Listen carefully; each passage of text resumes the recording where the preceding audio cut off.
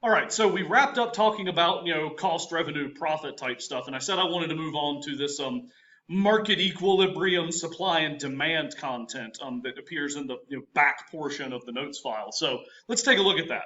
There's some blanks for definitions. I'm not going to hash through like all three of the individual terms. I take for granted you could read. And to be honest, if you are a business major, you've seen these somewhere else, but from someone more qualified to talk about them. But so they read in this order: market equilibrium, the law of demand, and the law of supply. Like I said, they're all fairly intuitive. Equilibriums where supply meets demand. The law of demand says people want things cheaper. Then the law of supply says suppliers want to make more money, so they want the price to go up. So that's I said I wasn't gonna talk about them. I guess you got really low-level paraphrases, but you get the idea. The last thing I want to point out here before we actually dig into the examples is the way it lists the ordered pair of equilibrium quantity, equilibrium price. So if you're used to thinking of X as the one and only variable, you're going to have to break that here because we tend to use P for price, Q for quantity this time around. A part of me kind of feels guilty that we used X before instead of just working with Q, but it's easier for me to write. So anyway, so when we write this equilibrium price and quantity, I feel like I'm going to be in a bit of conflict with your economics instructors, because the way our textbook, and our homework and everything writes these things, it's in the order quantity then price. From what I remember when I took economics way back in, I'm not going to tell you when I did that, I kind of learned that economists generally view this like the other way around, because if you think of like independent variable, dependent variable, price is the thing that you've really got a hold of in some sense. So I apologize for that, but it's the way our homework problems are structured, so I don't want to deviate from it, and then throw people off, come web assign time. All right, so we've got some examples to take a look at here. The first one is relatively straightforward by comparison to the stuff that comes later. So let's take a look here. So we're given a demand equation that says P equals negative 2Q plus 24. And then the supply equation, on the other hand, so this is sort of general. You would expect the slope to be negative here because, like I said, people want things cheaper. So you up the price, demand goes down. Anyway, the supply equation says 12Q, P is equal to 12Q minus 4. Now, it's a system of equations, technically. You could, attack this thing using using either of the methods that we demonstrated in the last, section, talking about systems of equations. And technically, what I do is like the substitution approach, but it's actually a little more direct than that, because at equilibrium, this has to equal P. This also has to equal P. So one of those math properties, we call it transitivity. That means these two things have to equal each other. So I don't really need to invoke any of the systems tricks, although, like I said, if you think of it as a substitution, I'm just kind of moving this guy in place of this P in the second equation. So anyway, so we need negative 2Q plus 24 to equal 12Q minus 4. So from there, we're back in, the first section. Get all of our variable stuff on one side, all of our non-variable stuff on the other. I subtract over the 12Q just because we're used to having the variable on the left. I'm going to subtract 24 over here. If you did it the other way around, that's fine. So we'll get, negative 14Q. When I subtract 24 from negative 4, I get negative 28. And divide both sides by negative 14. I'm not going to write out the calculation here because we've got some more stuff to get to, but 28 divided by 14 would give me 2. The negatives cancel. So Q is 2, and then we can take that Q value, feed it into either of these guys to give us the corresponding P value. 12 times 2 is 24. 24 minus 4 gives us 20. So we've got our quantity, we've got our price. As that ordered pair, you'd want to feed it in like so. This problem's always kind of bothered me because those numbers seem really small. I don't know if we're like scaling this for like hundreds or thousands or something, but I've always had a hard time figuring out a market where, you could get by selling 2 of something at $20 a piece. Like I said, that just feels odd to me. It feels like something is being scaled, and I'm just not sure what. But that's, it makes the numbers work out really nicely, right? So let's just roll with it.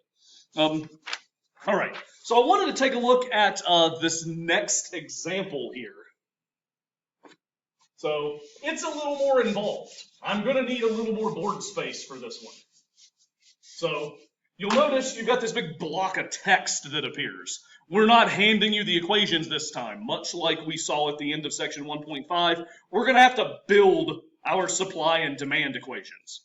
All right, so I'm going to get started with the supply, just because that's what I wrote first on my notes here. But you could start with demand. Technically, the wholesalers that are listed in the problem, that's actually the demand side at this point, which is unusual because then they've done some wholesaler as the supplier later on. But for now, the manufacturer is most definitely the supplier, right? Okay, so on the supply side, we're given 2 pieces of information. At $120, so at a price point of $120, the amount that we're willing to supply is 20. So we've got a P and a Q there. Again, maybe I should have written them the other way around. When Q equals 20, P equals 120. You get the idea. We also know that if our price is 210, the quantity jumps up to 30 that they're willing to supply. We can use this to build up our supply function. So we've got to do that linear, let's find a slope thing, like we did in section 1.3. So since we're wanting this as like Q then P, I'm going to put the prices up top. Again, I apologize to your economics professors. So we'll have 210 minus 120 over 30.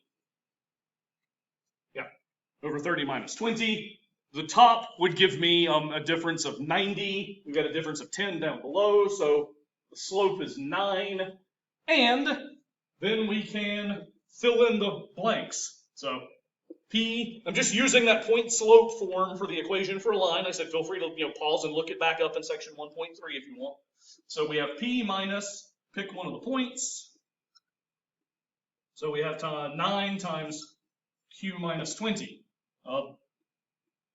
Now, technically, we could leave it like this, but I find it beneficial to get into that slope-intercept form when we actually track down the equilibrium. So we have P equals, when I worked that out, I got 9Q minus 60. So that's my supply equation with price as a function of quantity. Now, on to the demand. Same routine. We're given sort of 2 different price points and 2 different quantities demanded. So P equals 100. There, the demand quantity is sitting at 40 at that point. Then if we up the price to $200, our quantity demanded has dropped down to 30. You might already see they're like really, really close to coming up with something here. So to work out our slope, same deal. Difference in prices over difference in quantities. So we have 200 minus 100. Now again, remember to keep the corresponding values lined up. That's not a clear. 30 minus 40. There we go. And when I work that out, 100 up top, negative 10 down below. So my slope is now negative 10. So I feed that in. P minus 100 equals negative 10. Q minus 40.